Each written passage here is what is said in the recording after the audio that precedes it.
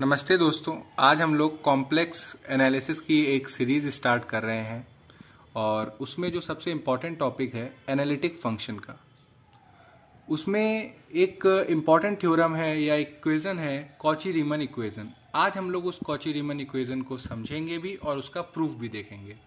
मगर उसको समझाने से पहले मैं आपको दो चीज़ें बताना चाहता हूँ जो बहुत ज़रूरी है इस थ्योरम को समझने के लिए। पहली कि ये एनालिटिक फंक्शन होते क्या हैं, तो देखते हैं। जब हम कहते हैं कि कोई फंक्शन हमारा एनालिटिक है तो हमारा तात्पर्य है कि वो उस पॉइंट पे या उसके नेबरहुड में वो डिफरेंशिएबल होगा। जैसे मान लीजिए फंक्शन है F Z equal to you plus I Y, जो कि एनालिटिक है एट पॉइंट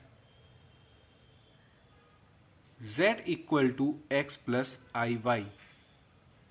इसका मतलब है कि ये जो z है इसका जो नेबरहुड है z माइनस एप्सिलॉन और z प्लस एप्सिलॉन, इसके बीच में हमारा ये जो फंक्शन है ये डिफरेंशिएबल होगा।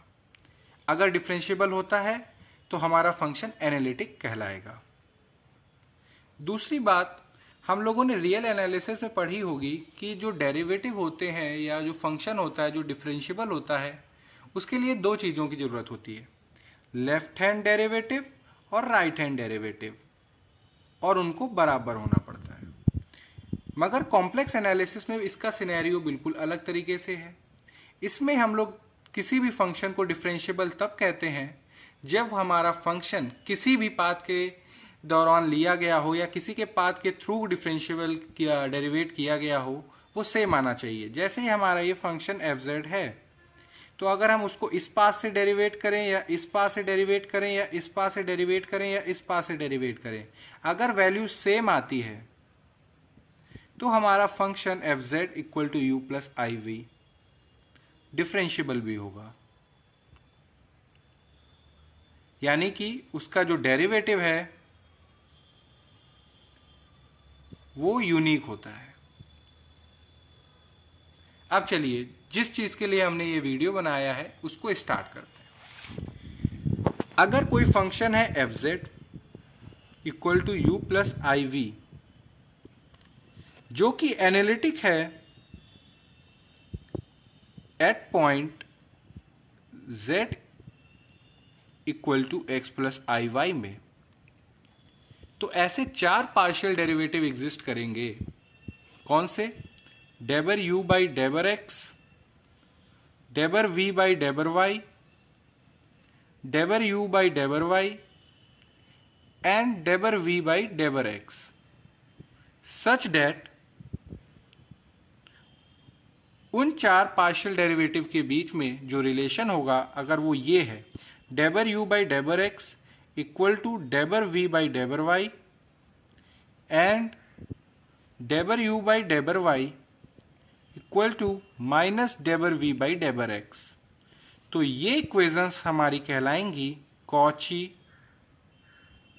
रीमन इक्वेशंस। चलिए अब हम लोग कैसे ये इक्वेशंस आई उसको देखते हैं, इसका प्रूफ। अब हम लोगों ने माना हुआ है कि हमारा जो फंक्शन है suppose f Z equal to you plus I v ये एनालिटिक है at point z equal to x plus I y पे।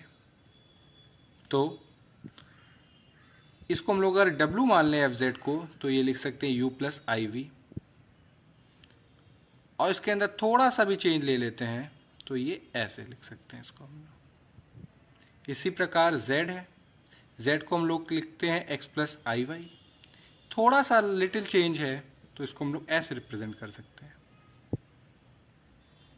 अभी मैंने आपको बताया कि अगर कोई फंक्शन एनालिटिक होता है तो उसका जो डेरिवेटिव है वो यूनिक होगा, वो किसी भी पाथ के दौरान लिया गया हो वो सेम आएगा। तो आज हम लोग दो पार्ट लेंगे। पहला जो पार्ट लेंगे वो लेंगे अलोंग रियल एक्सिस। हम सबको पता है अलोंग रियल एक्सिस पे हमारा इमेजिनरी पार्ट 0 होता है, ठीक है। तो अब हमारे डेल्टा जेड में बचा क्या? Delta x. अब देखिए, limit delta z tends to 0 delta डब्ल्यू अपॉन डेल्टा जेड। क्योंकि हम लोगों ने रियल एक्सेस के दौरान लिया है, तो यहाँ पे z की जगह हम लोग अब x एक्सेस की लाइन पे चल रहे हैं।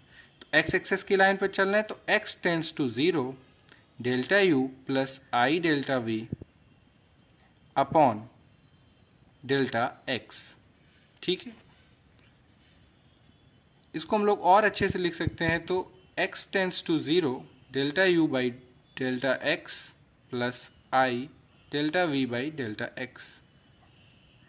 इसको लिख सकते हैं हम लोग डेबर u बाई डेबर x प्लस आई डेबर v बाई डेबर x।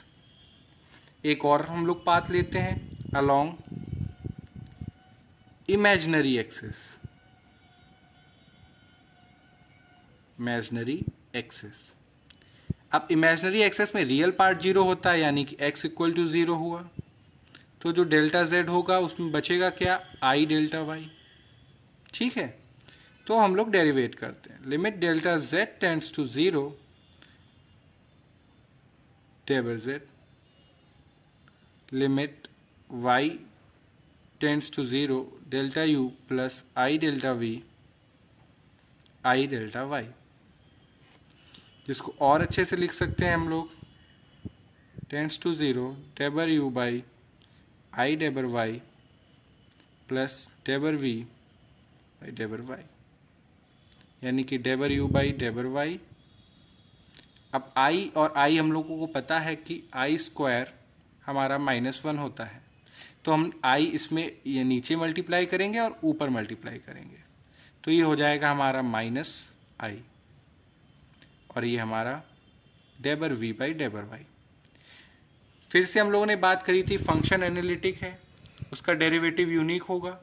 तो ये दोनों जो इसके डेरिवेटिव निकले हैं फंक्शन के, ये भी बराबर होंगे।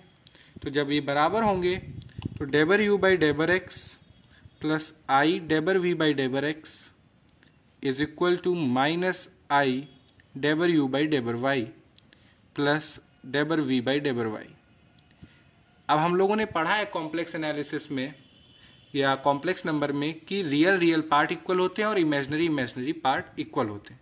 तो ये रियल पार्ट है और ये रियल पार्ट है, ये इमेजिनरी पार्ट है, ये इमेजिनरी पार्ट है। तो इमेजिनरी को इक्वल कर दें और रियल को इक्वल कर दें। तो डेबर u बाई डेबर x इक्वल टू डेबर v बाई डेबर y एंड डेबर v बाई डेबर x is equal to minus डेबर u बाई डेबर y, जो कि हमारी ये रही कॉची रीमन इक्वेशंस, यानी कि डेबर u बाई डेबर y is equal to minus डेबर v बाई डेबर x और डेबर u बाई डेबर x इज इक्वल टू डेबर v बाई डेबर y। इसी के साथ हमारी ये कॉची रीमन इक्वेशन का प्रूफ कंप्लीट होता है। अगर आपको जो भी मैंने बताया अगर इसमें कहीं पे भी प्रॉब्लम है तो आप कमेंट बॉक्स में मुझे लिख के बता सकते हैं, और अगर आपको कॉम्प्लेक्स एनालिसिस के बेसिक्स पे पढ़ना है तो आप मुझे बताइए, तो मैं उसके बारे में भी एक वीडियो बना दूंगा। नमस्ते।